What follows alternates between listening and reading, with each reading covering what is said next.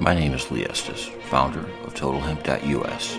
I want to show you the cannabis issue through my eyes. So these are the Cannabis Files.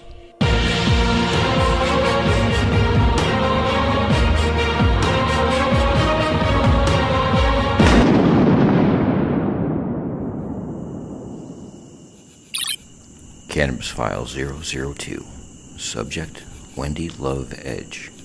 Author of 16 and founder of Bulldozer Health Inc, a nonprofit organization helping patients in need within the cannabis community access doctor visits, medication, and education to enable them to take their health back. In 2011, I became very ill with a disease called dermatomyositis. It's an autoimmune disease where your body eats your skin and muscle cells. In a short time, I found myself in a power wheelchair and unable to care for myself. The doctors placed me on high doses of steroids and chemotherapy to treat the acute phase of the illness. But as goes with pharmaceutical drugs, one drug led to the next drug, led to the next drug, and I found myself on 16 pharmaceutical drugs, what I call completely bulldozed. 2 years later, I was still on all the drugs. I had improved a little bit. I could walk on arm crutches and do some things for myself. But it was still a struggle. I was in and out of the hospital all the time. My immune system was shot. I couldn't drive. There were many things that I still couldn't do. By the fall of 2013, I changed my mind and decided I could be healthier.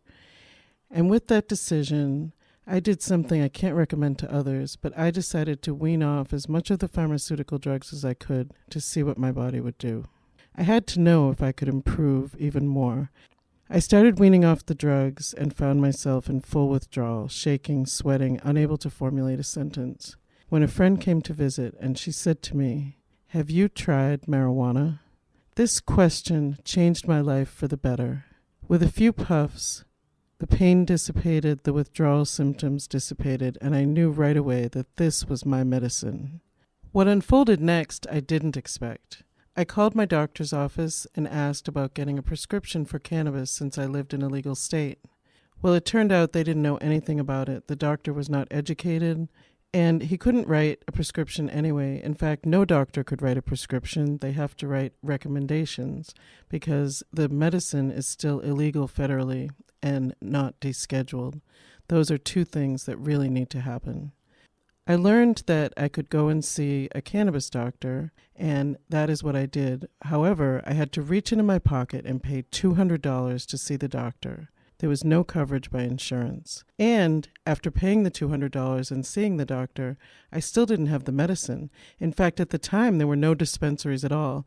I had to do my own research and by word of mouth find a caregiver because there is a caregiver system in Massachusetts. I could have also grown for myself, but I really was in no shape to do that at the time. So I started on the journey of using cannabis as medicine, and I came off of 7 drugs in 30 days. Again, something I really can't recommend, but I was determined and moving quickly, and the cannabis was really helping me. It's so upsetting, though, because I love and hate what's happened to cannabis in this country. Yes, we've made progress, but it's a classist system. The poor do not have access.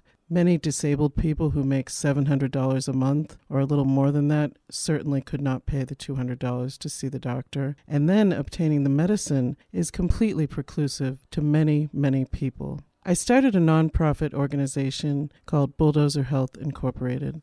At Bulldozer Health, we help patients to access the doctor visit, the medicine, and other things that are a classist system like healthy food or education about alternative medicine. Lots of changes need to happen with cannabis. Doctors need education, patients need education. Everyone should have access to this healing medicine that helps so many conditions and ailments.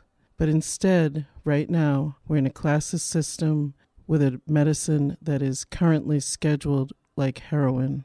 Let's make change. Take back your health, America. To listen to the latest Cannabis Files entry, please visit www.thecannabisfiles.us.